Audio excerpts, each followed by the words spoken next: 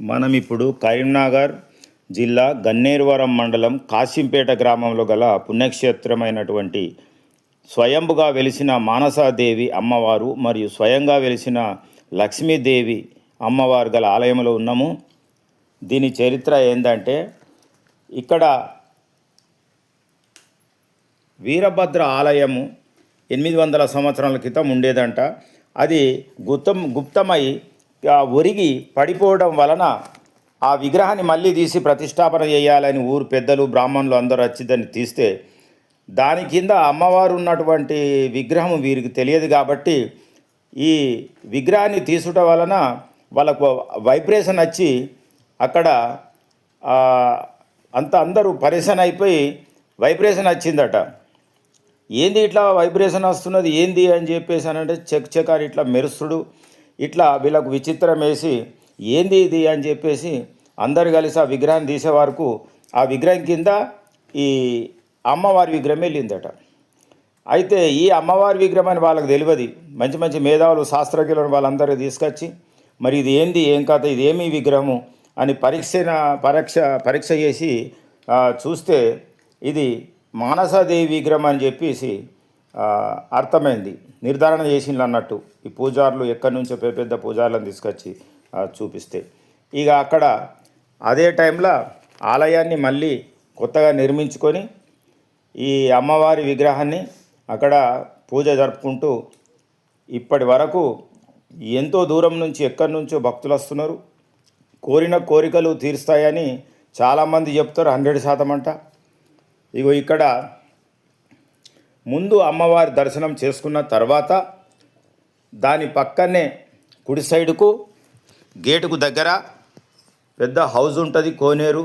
చుట్టూ శివలింగాలు, నాగ ప్రతిమలు 108 ఉంటాయి.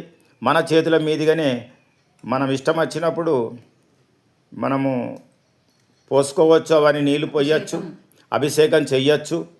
ఇష్టం వచ్చిన వాళ్ళు అభిషేకం చేయొచ్చు, కానీ అందరు చేస్తారు. మనమందరం చేస్తే మనకు ఆ పుణ్యం దక్కుతుంది. ఎందుకంటే 108 విగ్రహాలు ఉన్నాయి కాబట్టి నీళ్ళ అభిషేకం మన చేతుల మీదుగా ఎక్కడ కూడా లేదు, ఇక్కడ మనకు దొరుకుతుంది. అది చేసి తరించండి. తర్వాత ఇగో ఈ లైన్ అంతా అమ్మవారి దర్శనానికి వెళ్తున్నారు. ఫస్ట్ మీరు అమ్మవారి దర్శనం చేసుకున్న తర్వాత ఈ నీళ్ళ అభిషేకం చేయండి. ఇది టైము పొద్దున 6 నుంచి 1 గంట లేదా 2 వరకు భక్తులు ఎక్కువ ఉంటే. మధ్యాహ్నం బంద్ పెడతారు, మళ్ళీ సాయంత్రం 4 నుంచి మళ్ళీ 6 వరకు ఉంటుంది. ఉచిత భోజన వసతి కూడా ఉంది పక్కన. కార్లు అవి తీసుకొని స్వయంగా మనం వెళ్తే టికెట్ పెట్టుకొని ఆడ ఉన్నది, ఫ్రీలో కూడా మనం ఉచితంగా కూడా పార్కింగ్ చేసుకోవచ్చు. ఇక మంది ఎక్కువ ఉంటే 50 రూపాయలు టికెట్ తీసుకొని, 100 రూపాయలు ఉన్నదనుకుంటా, 100 రూపాయలు టికెట్ తీసుకొని తొందరగా పోయి రావచ్చు. మాకు 1 గంట సమయం పట్టింది, ఫ్రీలో పోయినాం మేము. ఇగో ఇక్కడ మీరు చూస్తున్నది అమ్మవారికి సంబంధించిన చీరలు అవి ఇవి కొనచ్చు. ఇగో మీరు ఇక్కడ పక్కన చూస్తున్నది నాగులు. ఆలయానికి వెనక భాగాన నాగుల ప్రతిమలు ఉన్నాయి. ఈ ముందు ఒకప్పుడు బాగా చాలా పాములు నాగులు తిరిగాయంటే ఇక్కడ. ఈ అమ్మవారు వెలిసిన తర్వాత అవన్నీ కనిపించకుండా పోయినాయి. ఈ నాగులకు ఈమె అధిపతి అంట అమ్మవారు. కాబట్టి నాగదోషాలు కూడా ఏదన్నా ఉంటే పోతాయి. ఇక్కడ నాగులకు నవగ్రహాలకు పూజ చేసుకున్నట్టయితే అందరూ ఈ అమ్మవారిని దర్శించటానికి ఎక్కడికో వస్తుంటారు భక్తులు చాలామంది. మీరు చూస్తున్నారు ఇక్కడ ఎరుపు రంగులో ఉన్న కొబ్బరికాయలు గజస్తంభం చుట్టూ కడుతున్నారు చూడు.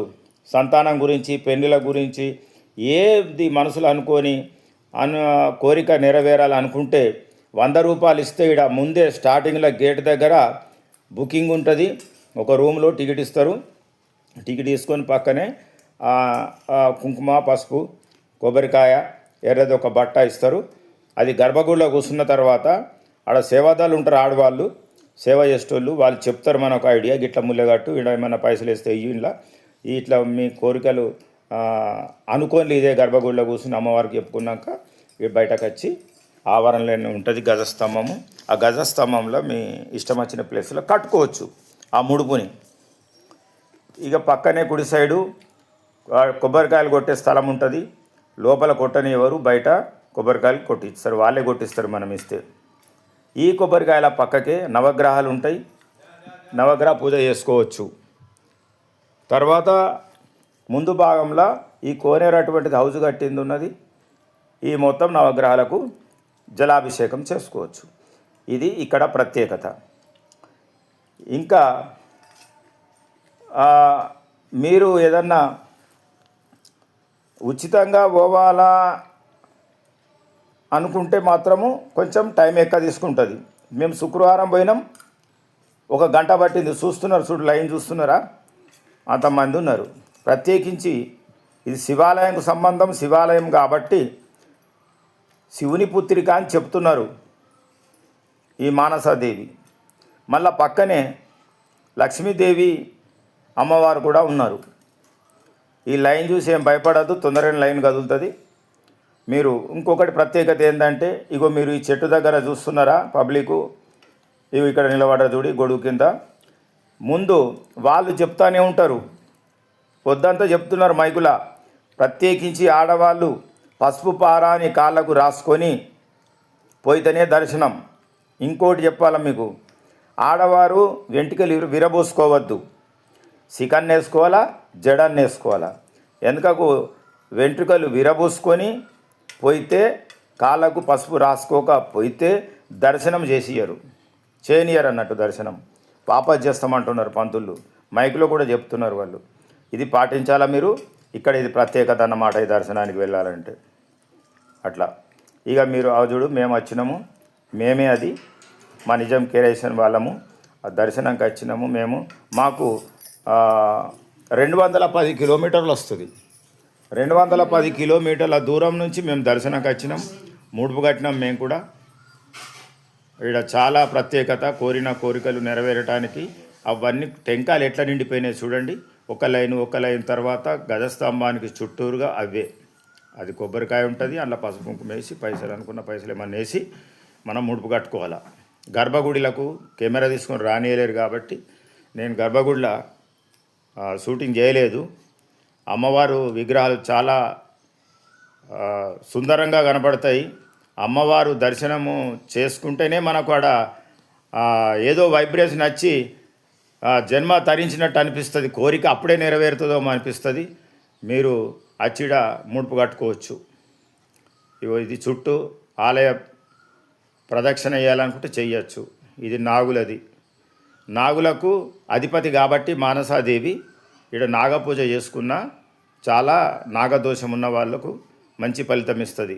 మీరు చూస్తున్నారు గుడి అదే, చుట్టూ నాగ ప్రతిమలు ఉన్నాయి. తర్వాత నవగ్రహాలు ఉన్నాయి, వాటి పూజ చేసుకుంటే కూడా నవగ్రహాలకు సుగా మీకు సంబంధించింది ఏదన్నా దోషం ఉంటే పోతుంది. మళ్ళా నాగజ్యోతి ప్రతిమలు, లింగానికి ప్రతిమలు, అవన్నీ పూజ చేస్తాం కాబట్టి, నీళ్ళతో అభిషేకం చేస్తాం కాబట్టి చాలా మంచి ఫలితం. పెళ్లి కానోళ్ళకు తొందరగా పెళ్ళి, సంతానం కానోళ్ళకు తొందరగా సంతానము, ఏమన్నా భూత ప్రేత పిశాచాలు ఉంటే కూడా అవన్నీ తొలగిపోయి మనశ్శాంతి ఇచ్చి భార్యాభర్తలు విడిపోయిన వాళ్ళు కూడా కలుస్తారంట. చాలా భక్తులు చెప్తున్నారు, పూజారులు చెప్తున్నారు. స్టోరీ మీకు ముందే చెప్పిన ఆ స్టోరీ అనేది ఎక్కడ కూడా లేదు. ఇది ఇలాంటి స్టోరీ. ఇది ఇక్కడ పైన మనమే ప్రతిష్టాపన చేసిన విగ్రహాలు కావు, ఇవి స్వయంగా వెలిసినాయి. కొన్నేళ్ళ 100 సంవత్సరాలు, 800 సంవత్సరాల పైననే. కాబట్టి చాలా మహిమగల్ల అమ్మవారు కాబట్టి ఇక్కడికి రావచ్చు. ఇప్పుడు మీరు చూస్తుండ్రు, ఇది ఉచిత భోజన వసతి ఉన్నది, చాలా బ్రహ్మాండంగా ఉంటుంది వంటలు. ఇదంతా ఈ ప్రాంగణం అంతా ఉచిత భోజనాలు. మేము దర్శనమైన తర్వాత ఉచిత భోజనాలు చేసినాము. ఉచితంగా కార్లు పెట్టుకోవచ్చు. డబ్బులు కావాలంటే కూడా ఎవరన్నా హైండ్వేర్లో ఉంటే మంచిగా అనుకుంటే 50 రూపాయల టికెట్ తీసుకొని కార్లు కూడా పార్కింగ్ ఉన్నది. ఇదంతా భోజనాల సంబంధించింది షెడ్. ఇది చూడండి.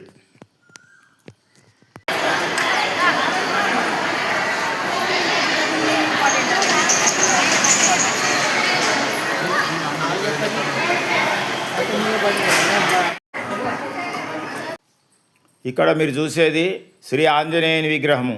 ఇది ఏకశిలా విగ్రహం అంటారు. ఒకటే రాయి నుంచి తయారు చేసినటువంటి విగ్రహం అన్నమాట. చాలా మహిమగల విగ్రహం. చూడండి మీరు.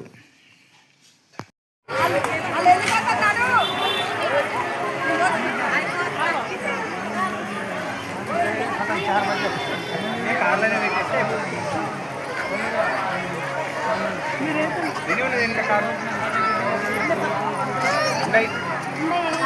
వెంకరాజు